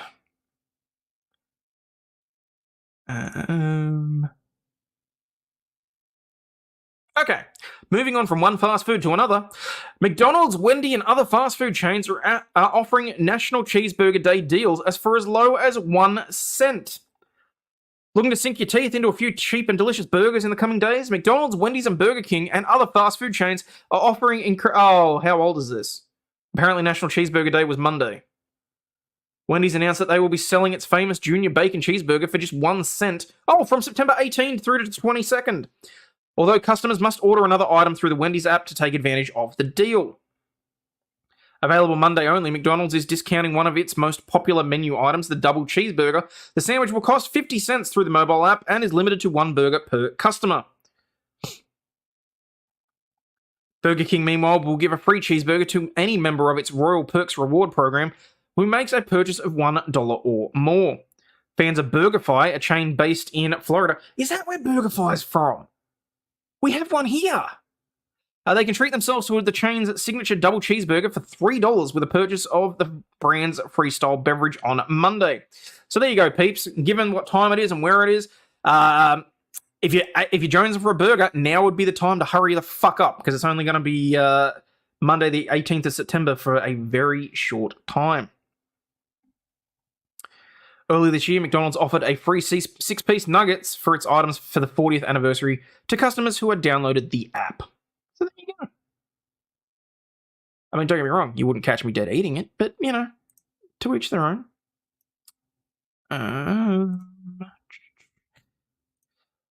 St. Petersburg's scooter collision has left an 81-year-old woman dead, police say.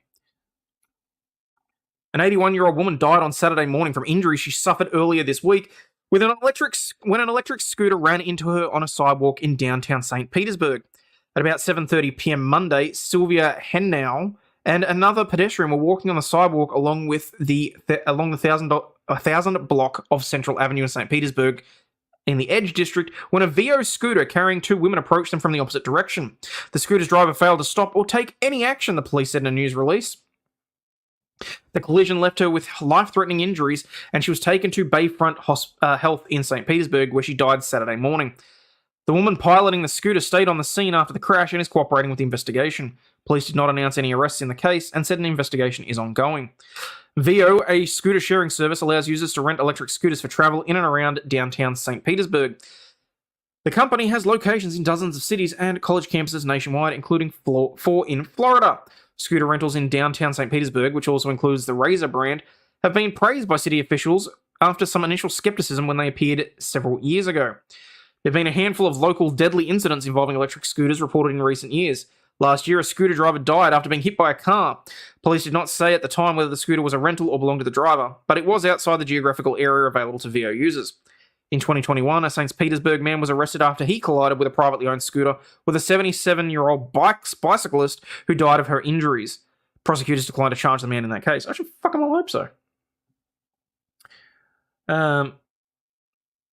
Prosecutors declined to charge. In both cases, the scooters were on the road, not the sidewalk, where electric scooter riding is prohibited. So there you go. Where are we? Devon floods caused havoc. An Australian state has apparently suspended certain human rights in order to lock up more children. This is Al Jazeera's reporting at its finest, apparently. No bias there whatsoever. The government of Australia's northeastern state of Queensland has stunned rights experts by suspending its Human Rights Act for a second time this year to be able to lock up more children. The ruling Labor Party last month pushed through a suite of legislation to allow under 18s, including children as young as 10, to be detained indefinitely in police watch houses because changes to youth laws, including jail for young people who breach bail conditions, mean there are no longer enough spaces in designated youth detention centres to house all those being put behind bars. The amended bail laws introduced earlier this year also require the Human Rights Act to be suspended. Yeah, okay, they're really being dicks in relation to this response. This is some absolute bullshit. Okay, the Queensland Human Rights Act is very similar to the Victorian Charter of Human Rights and Responsibilities. Certain acts, when they're introduced through Parliament, can specifically state that the Human Rights Act or the Charter do not apply to this specific legislation for very specific reasons.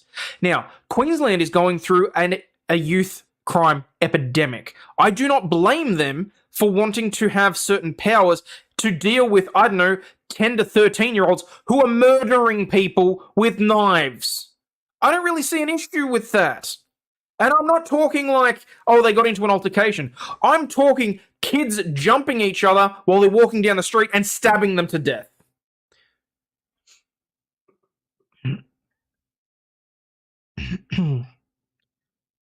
The move has shocked the Queensland Human Rights Commissioner, Scott McDougall, who described the human rights protections in Australia as very fragile with no laws that apply nationwide. We don't have a national human rights act. Some of our states and territories have human rights protected in legislation, but they're not constitutionally entrenched, so they can be overridden by Parliament. The Queensland Human Rights Act, introduced in 2019, protects children from being detained in adult prison, so it had to be suspended for the government to be able to pass its legislation. Yeah, in that specific circumstance, the act itself is not suspended. They're just saying that the individual provisions that apply to that particular act don't apply. Way to be fucking inflammatory. Earlier this year, the Australian Productivity Commission reported that Queensland had the highest number of children in detention of any Australian state. Yeah, keep in mind when they say children, they're like, it's ridiculously skewed. We're talking kids between the age of 16 and 18.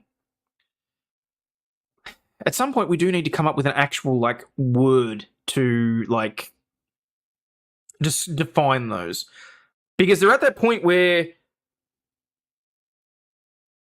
they're not, they're teenagers, obviously, and they're not quite adults, but they're more than capable of committing adult crimes, and they're more than capable mentally of understanding what they're doing is wrong.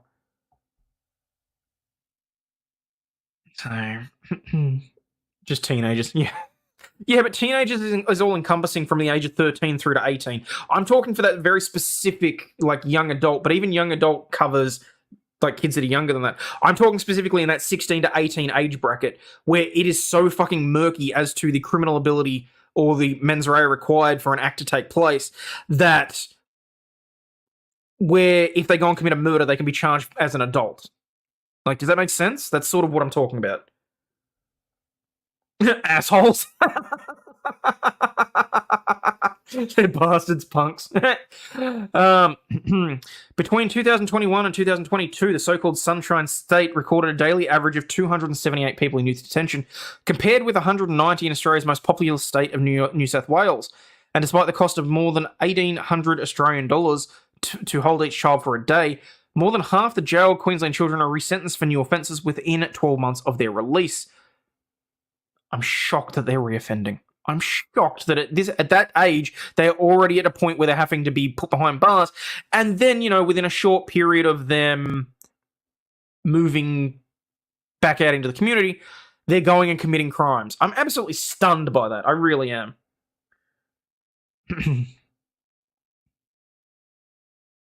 Imagine thinking that these lot go to school. Well, there is that.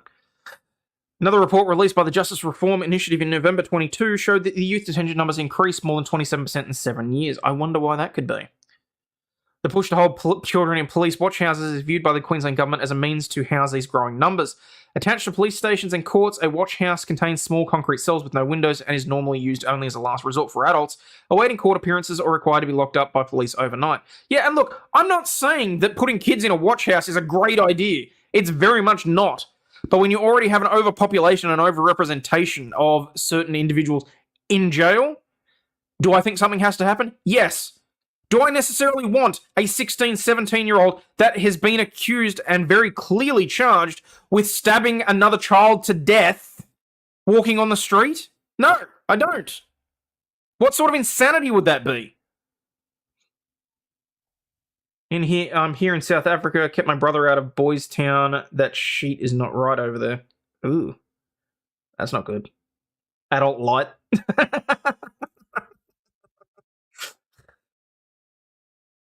Jesus-shaped hole in their hearts will turn into a knife-shaped hole in yours. Do these kids know about the booty goons? They don't do the booty gooning here, as far as I'm aware.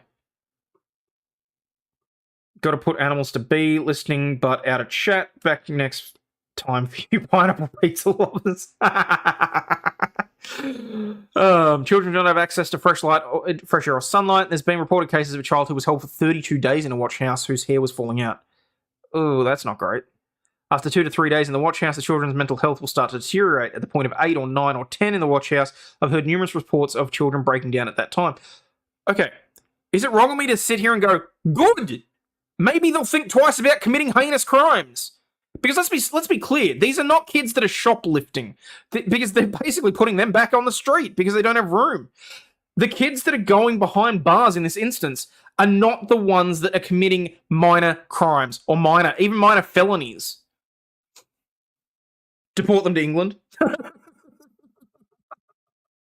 People aren't nearly as mentally fragile as it's made out to be. Well. Cops in cages. Despite Indigenous people making up only 4.6% of Queensland's population, Indigenous children make up nearly 63% of those in detention. I'm going to leave that one alone. The rate of incarceration for Indigenous children in Queensland is 33 times the rate of non-Indigenous children. Maggie Munn, a Gungari person and the National Director of the First Nations Justice Advocacy Group, Change History, told Al Jazeera the move to hold children as young as 10 in adult watch houses was fundamentally cruel and wrong. Show me the stats on how many 10-year-olds are being held in these watch houses. Honestly, I would love to know, because if that is the case, I would happily be outraged alongside you. But I'm calling bullshit. It's incredibly worrying that the Queensland government, for the second time this year, has suspended the human rights laws to punish children, the majority of whom are First Nations kids. Again, I'm going to leave it alone. What does this say about human rights that our government values? I worry for the kids, what they'll be exposed to, how they'll be treated, and the harm and trauma that they will have to work through as a result of the government's blatant disregard for their rights. Munn said that there needed to be alternative solutions that would address the children's behaviour without subjecting them to the process that could create more problems. Again, I'm going to leave it alone, because I don't want to get my channel yeeted. There have been countless opportunities for this government to pursue alternatives to incarceration that focus on a child, understanding their behaviour. Stop calling them children. That's really pissing me off too. Addressing it and being held accountable outside of a prison cell, and yet these solutions and alternatives continue to be ignored. I'm going to leave it alone. I need to leave it alone. The additional risk for human rights protections in Queensland's Parliament, which unusually has only one house. Without an upper house to scrutinise legislation, the ruling party can pass new laws relatively unchallenged. Debbie Kilroy, Chief Executive of Sisters Inside, an independent community organisation based in Queensland that advocates for human rights of women and girls in prison, said that in such a system, the ruling party can really do anything they want anytime, without any checks or balances. And that's what they did for the second time this year, to pass the most horrendous laws that are going to perpetuate violence and harm, particularly against Aboriginal and Torres Strait Islander children, not only today, tomorrow, next month, but for generations to come. Again, I'm going to leave it the fuck alone, because I will get myself in trouble. Bridesmaid sabotages wedding with secret text message to a makeup artist. This ought to be good. This has to be a Reddit one. Please be a Reddit one. Please be a Reddit one. Don't know. Okay. When you have sensitive skin, it can be really difficult to find makeup that won't irritate your skin, as certain products can often give you an awful reaction, meaning that you have to suffer the consequences of whatever you put on your face for days, if not weeks, afterwards. One woman was trying to ask her friend who was getting married soon what makeup she was planning on using on the bridesmaids, as she wanted to work out whether she'd be allergic to it or not. Her pal wouldn't give her details, though, assuming that only heavy makeup or a shady makeup artist would cause such a bad reaction. She felt like she had to message the makeup artist herself to check, and it caused a massive issue. She took to Reddit, there it is, I missed it, to ask whether she was in the wrong for reaching out to the bride's makeup artist behind the bride's back and almost getting the entire bridal party fired as clients. Okay, I'm going to say no, simply because you tried to get the information. It was your own well-being and health, and you shouldn't have to worry about whether or not it's going to cause a health risk for you. She said that her pal Rika is super nice and undemanding, and her main request for bridesmaids was that they had their hair and makeup done by the same hair and makeup artist, which was paid for by the bride. She said her pal had a specific hair and makeup artist that offered a fancy bridal experience with lots of extras, and they were excited for it. She wrote, "I wear bold, dramatic makeup daily. I had no issue sticking to Rika's very different preferred style for the wedding. However, over the last few years, I've had a number of painful reactions to makeup products, and I was never able to figure out the trigger. If I immediately take makeup off, pain goes away in hours and discomfort fades in a few days. While reactions are rare, I now stick to specific makeup lines I know work for me. I asked Rika if she can ask the hair and makeup artist what products they use, or if I could do my own makeup while everyone else was getting theirs done, trying for the same look. But Rika just kept saying she had a reputable makeup artist that followed professional standards of hygiene and that makeup would be quite light. It seemed in her head that reactions could only happen if it was a shady makeup artist or heavy makeup. Rika then told her pal she'd pay to have a trial done on the same day as she'd be having hers, but when she realised that didn't work, as if the makeup artist used a triggering product, she'd still have a painful reaction just on a different day. She tried to explain this to Rika, but she didn't understand. She took matters into her own hands and messaged the makeup artist directly. Unexpectedly, the makeup artist straight up said she can't work on me for liability reasons as I cannot identify problem ingredients, she explained. Not even using products I named to be safe. She also asked if the bride was aware. Turns out Rika had filled out a form that confirmed no one had known makeup sensitivities. Okay, well, if the bride's lying through her nose to get the makeup artist on side, and she's dismissing the friend's issues, I'm gonna call bullshit on the bride on this one. I don't blame Rika. She signs medical and customs forms without reading them. Well, fucking blame her. She shouldn't be doing that either. But the makeup artist was enraged. She almost fired Rika as a client 5 weeks ahead of the wedding. Rika and her maid of honor have since implied I was intentionally sabotaging so I could do my usual attention-grabbing makeup. I'm hoping that's maid of honor bride stress talking and not what Rika really thinks of me. Several people told me I should have just risked it considering my reactions and the chance of them occurring in the first place are relatively minor. The more people say this, the more that I think maybe it is what is expected of a friend. I'm sorry, what? She was worried she'd been in the wrong because she'd gone behind her back on something so important, but people were quick to point out that addressing your medical needs directly is totally reasonable. To be honest, I would be willing to quit the bridal party over it. You never know what skin reaction could turn into something more serious. Another said, I have makeup allergies too, not worth the antihistamine shot if I get it wrong. I just don't wear the wretched stuff. I'd be putting my family medical needs first too, to be honest. Probably wouldn't even trial it. Fortunately, all my loved ones know, and as a result, wouldn't expect me to wear it, even as a member of the bridal party. Not the arsehole, but I can see why it'd raise questions if you wear makeup routinely.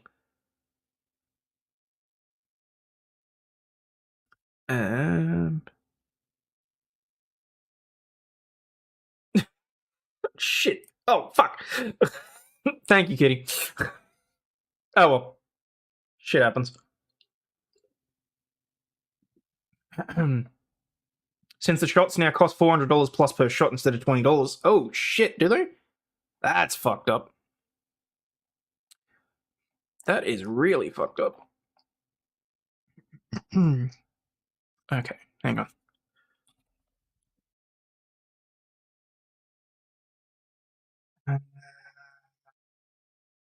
Wait, what am I missing here? Okay, no, I think that's okay. Right. Close that. Okay, this one was a little bit weird. Threat to life messages. 39 men charged as part of a global police sting appear in court. Almost 40 Victorian men charged as part of a global police sting that cracked open an encrypted app have faced court as fresh details of Operation Ironside were aired inside a courtroom for the first time. Accused men and their lawyers filled 6 rows on Monday in the Melbourne's Magistrates Court, where the police case against the men was tested for the first time. Australian Federal Police Digital Forensic Examiner Keith Fell said he was tasked with examining phones that had the encrypted Anom application installed. Officers had infiltrated the app over about 3 years. Fell said that while the devices looked like mobile phones, the Anom part of the device could only be accessed through a password-controlled calculator app. 2 codes could be used, he said, one that would allow the user to access the encrypted service and another that would wipe the phone. He said one setting also allowed the user to set a time when messages were automatically deleted. It's unique, it's nothing I've come across before. Those charged as part of the sting include senior Comancheros figure Mark Buttle, who was accused of being involved in a transnational criminal syndicate that operated out of Hong Kong and Turkey, and who allegedly imported more than $40 million worth of cocaine into Melbourne in May 2021. Buttle returned to Victoria in August 22 after 6 years abroad and remains in custody in Barwon Prison. 38 others are facing charges, including trafficking drugs, dealing with the proceeds of crime, and possessing firearms and other weapons. Of those charged, 8 men remain in custody and appeared in court remotely on Monday from places including Barwon and Port Phillip prisons. 8 witnesses are expected to give evidence over the coming months, including a person who acted as a conduit between the AFP and their human source. Snitches get stitches, all I'm saying. I hope that guy's ain't in protection. Acting AFP Superintendent Robert Zarja was involved in Operation Ironside for 18 months from January 2020 when the operation was classified and not widely known. He told the court that while the general intent was to run an encrypted communication platform that allowed investigators to capture and gain evidence, the intention was for the platform to largely remain a secret. By March 2021, though, it became a priority for the entire operation. The operation had allowed officers to read intercepted messages from Anom devices in real time. This, he said, included threat-to-life messages. Zarja said that when the Australian authorities learned of potential hits overseas, though, they were not permitted to hand over protected information to other countries. He agreed there ended up being so many devices internationally that the AFP found it hard to keep up with monitoring them all. So the AFP created a platform to basically be used by criminals that was so good at what it did that it started being used internationally. And they didn't feel like they were okay to pass on information to others in the event that someone was going to be murdered. Okay. In June 2021, the AFP said it stopped 21 planned underworld killings in Melbourne and infiltrated drug networks across the country as part of an international investigation using encrypted messaging technology. At the time it was revealed, Australian police had partnered with the FBI for a 3-year operation dubbed the Sting of the Century. It followed the takedown in 2018 of encryption service Phantom Secure, which had 14,000 users in Australia. Authorities, police said, then moved to infiltrate Anom just before the product was due to be released into the criminal market. As the operation concluded, in Victoria alone, police raided 37 properties and arrested 32 people, while also selling more than a ton of illicit drugs, luxury cars, guns, cash, and gold bullion at places including Sydenham, Footscray, Glenroy, Elwood, and Port Melbourne. Australia-wide, more than 220 people were arrested. About 3.7 tonnes of drugs, $45 million in cash, and 104 weapons were also seized in the operation, which involved more than 4,000 police. Imagine, if you will, that these drugs were not prohibited but were instead regulated. That would be 4,000 police officers that could have been working on something else. That could have been millions of dollars that could have been dealt with elsewhere and put into other projects. But no! It's important to make sure that we keep illicit drugs out of Australia because we must continue the war on drugs. Yeah, it makes a whole lot of sense. And a whole lot of use of the taxpayer dollars. If you haven't guessed, I'm more of a proponent for regulation than prohibition. I really am. FBI is global, trying to replace Interpol, quite possibly. Hold the phone, who paid for the FBI to be there? Probably the American public. So, good on you for that.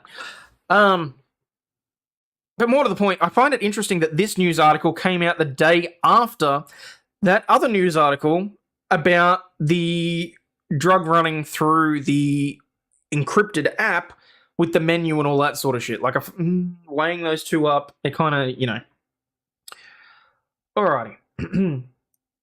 Guys, I'm going to take this instance to make sure you have all hit the like button both on YouTube and Rumble. Double check whether or not you are subbed. Hopefully you're enjoying the content. I do generally try and be entertaining. I'm trying to move a little bit away from the whole reading the newspaper thing, hence the video earlier and a few other things that are coming. But yeah, hopefully it's of interest and you do enjoy the channel. So just a quick reminder to just lightly caress that like button if you wouldn't mind.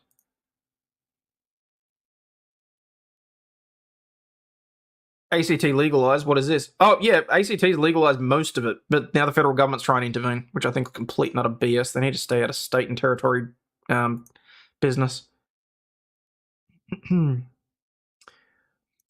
Police seize £70,000 in cash disguised as sandwiches in Essex. Oh, I was hoping that the sandwiches would at least look slightly better than that. A lorry driver has been jailed after police seized £70,000 in criminal cash disguised as sandwiches. The money wrapped in tinfoil was discovered in the cab of the driver's vehicle in Harwich in Essex. Police were carrying out routine checks when they noticed the lorry driving the wrong way, perhaps in an attempt to avoid detection. Yes, because that's one way to make sure that you avoid detection and don't come to anyone's suspicions. Drive the wrong way down a street. The driver, 28-year-old Marius, was arrested on suspicion of money laundering after police found a bag in the cab containing the packets. Officers worked with money laundering and serious crime specialists to secure a charge. He's been jailed for 20 weeks for concealing criminal property after pleading guilty at Chelmsford Crown Court. Dude, all I'm saying is you could have made that look a lot more like a sandwich. Just saying.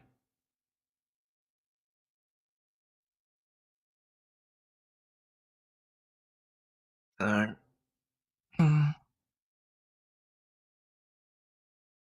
So they're wrapped in foil and that's enough to disguise them as sandwiches? Yeah, well, I was kind of like that.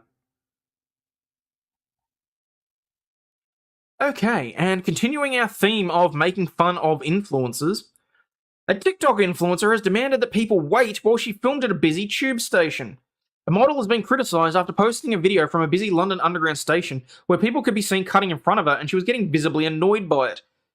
Antonia Freda Lydia, a model and ambassador for fast fashion brand Fashion Nova, who lives in London, was trying to take an aesthetic video. Oh, shit. Angel Australia with a $20 super chat. Thank you. Are you not entertained? Smash the like button, like brand smash. Oh, Angel. But thank you. Trying to make an aesthetic video on the underground and caption the video like, "Can you just wait a sec, sir?" The model could be seen first standing in front of a moving train, wearing a formal black dress, black handbag, and her hair tied up. Like, seriously, love, you're in the middle of a public place. It's not like a train station is ever not going to be crowded, especially in the middle of London. Are you freaking kidding me? She posted the video to her account and went on to show all the outtakes where people on the busy tube station would pass right in front of the camera. The model looked increasingly annoyed by the interruptions. The video clip divided opinions, with some slamming her for expecting others to wait, despite being in a public place, while others pointed out that she was probably not being serious. Oh, she was probably being serious.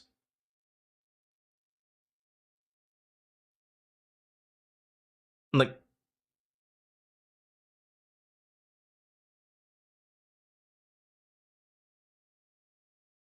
yeah, I'm sorry. That's... Bitch, are you serious?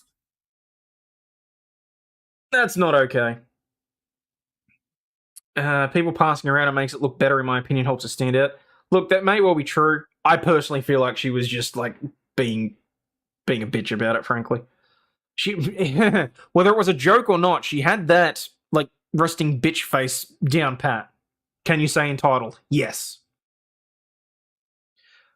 I'm not pausing my life for any EO304. One social media user wrote, "People have lives, they have places to be," with another saying, "It's a public space. Just remember it's a train station and a public space. They won't wait for you to finish your vids. No shit. The world does not revolve around her. People have places to be. How can you be annoyed at people going about their business? You aren't the main character.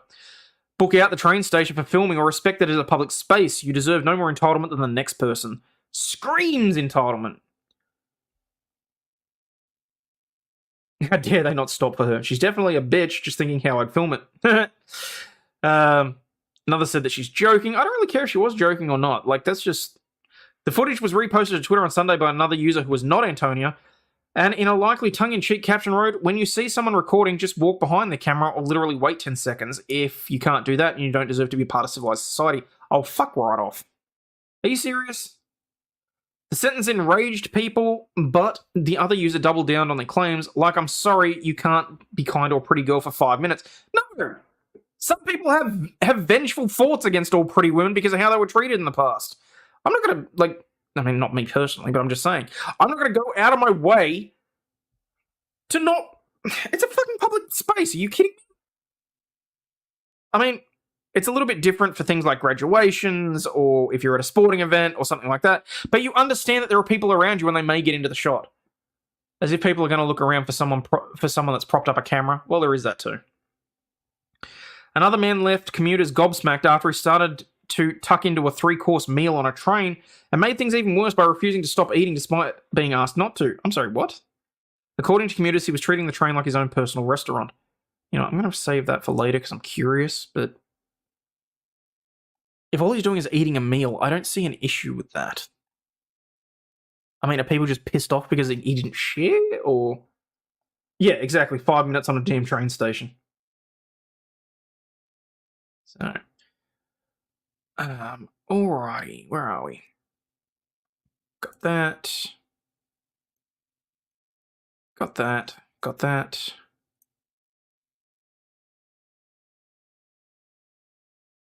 Oh, right. Dad left fuming after his daughter returns home from school with a disturbing gift. A 6-year-old girl returned home from school with a disgusting Father's Day gift, leaving her dad stunned and furious. A student at Connolly Primary School in the north of Perth came home with a printed activity dice which offered ways that it claimed to cheer up dads when they were in a bad mood. One of the options was a bullet with instructions to take when all else failed. Now, I can see how this could be taken in 2 ways. In America, you take it as, here's a bullet, go to the gun range, have some fun. We don't have that kind of culture here, so I can see why this was immediately taken the other way as, oh, you're upset? Eat a bullet. Trent Howard said he was disgusted that his 6-year-old daughter was given an item which appears to promote suicide from a teacher at Connolly Primary School. Take when all else fails.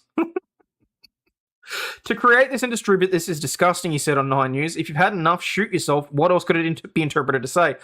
See, that's the thing. I literally just told you the other problem meaning. More likely than not, what happened is this was taken from a US site, like a US education site, with like, oh, here's some fun things for kids to do. Yeah, okay. No, that's not how we would interpret the bullet either, says Abomination. Okay, all right, fine.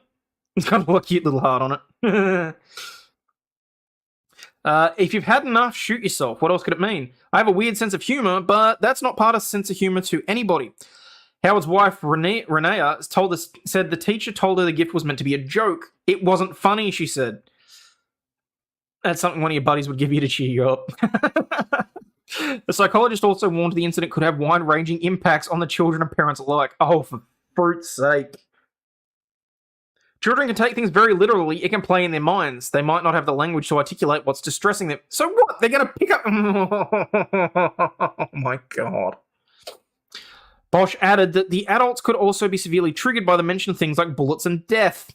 The shocking incident comes in the middle of a mental health crisis for young Australians. About 1 in 7 between the ages of 4 and 17 have recently suffered a mental health disorder in Australia. I can't say I'm fucking surprised. Like, the figures on that sound about right, really, when you think about it. Because mum and dad come home stressed. Mum and dad fight about money, about lifestyle, about living, about all number of things. That passes down to the kids because... unlike in bygone days, it is very difficult to hide that. So, look like a cookie shaped like a bullet.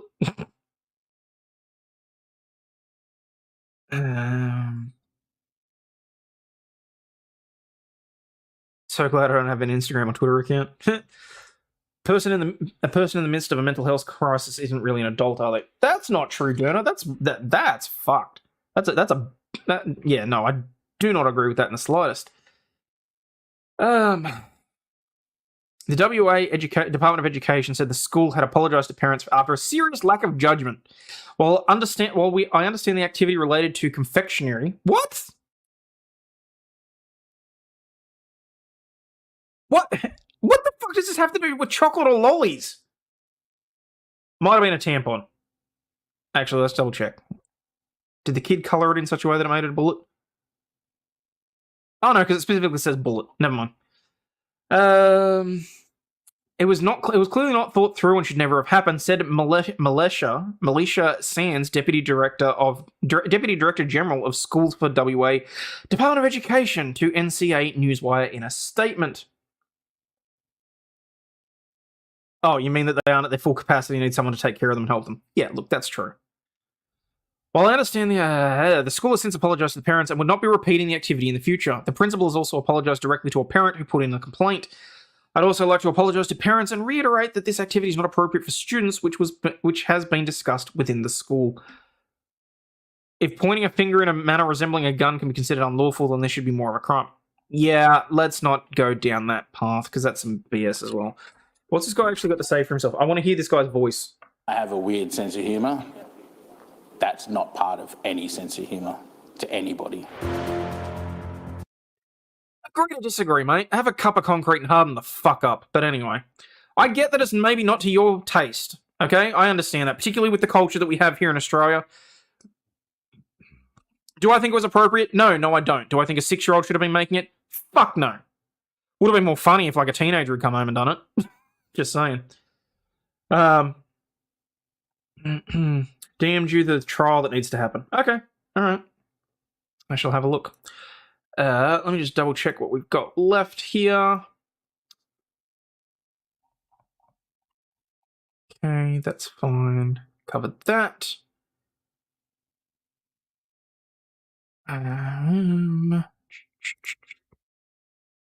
Don't think we need. That's all, okay. Now it's all just drive-by and shootings. I think that is fine. Oh, hang on. All right, we'll do this one. I made my husband take a lie detector test. The results destroyed our marriage. What the fuck did you think was going to happen?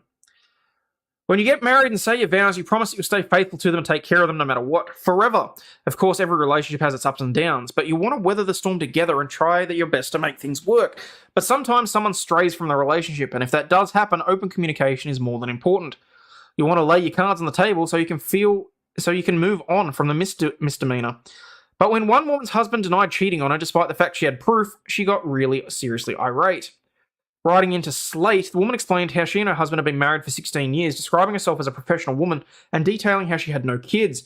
She said at the start of the relationship, everything seemed perfect, but then her husband was laid off from his company as it experienced financial trouble. As a result, she said because she earned a lot, he didn't have to go back as long as he kept the house in good standard. Well, there's part of the problem. He didn't get a new job or keep the house clean, she explained. I strongly suspected he was having an affair a few years later, but he always denied it. I have no concrete proof, but he did many suspicious things like hiding months of phone bills and having midnight texts. She said that they'd not been intimate for 5 years as she didn't fully trust him, and he then willingly took 2 polygraph tests to save the marriage. He failed the test, she fumed.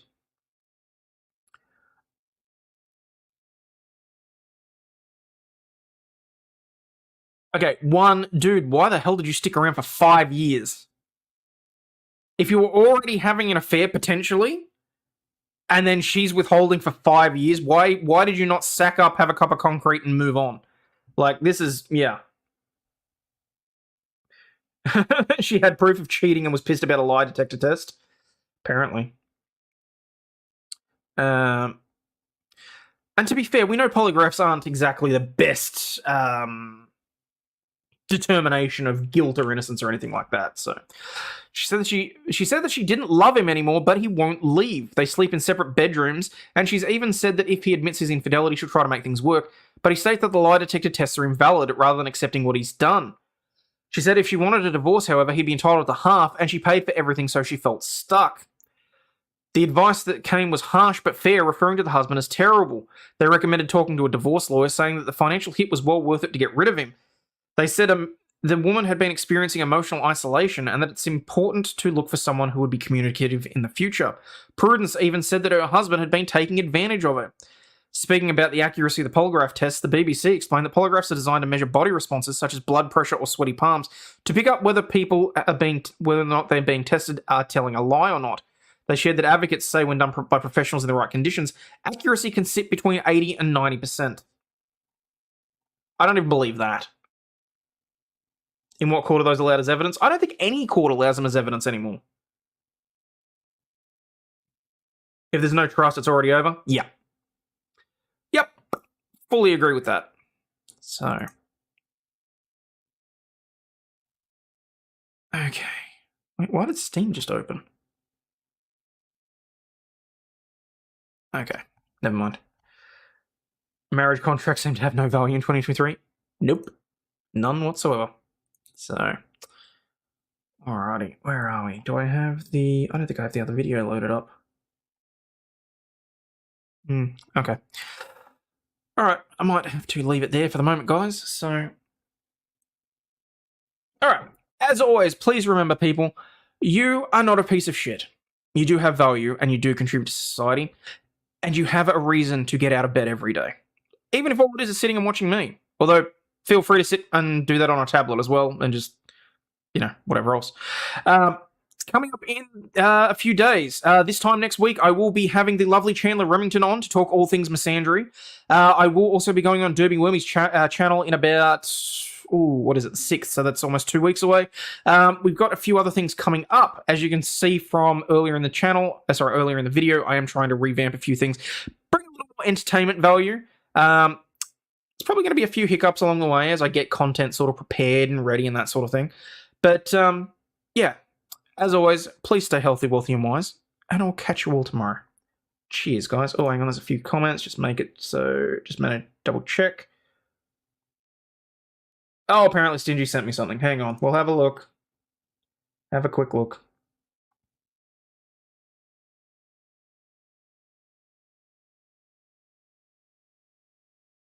Okay.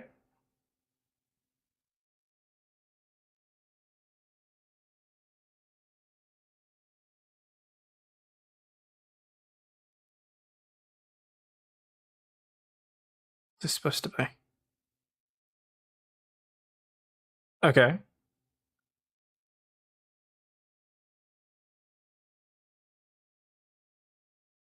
Oh, there is audio. Is there audio? What'd you do? Oh, she electrocuted herself and Peter Pants. Good on you, love. Never trust horse girls. Nope. Alright. As always, guys, stay healthy, wealthy, wise, and I am out of here. So, fuck this shit. I'm out. This shit, I'm out. Fuck this shit, I'm out. No thanks. Don't mind me. I'ma just grab my stuff and leave. Excuse me, please. Fuck this shit, I'm out. Nope. Fuck this shit, I'm out. Alright then. I don't know what the fuck just happened, but I don't really care. I'ma get the fuck up out of here. Fuck this shit, I'm out.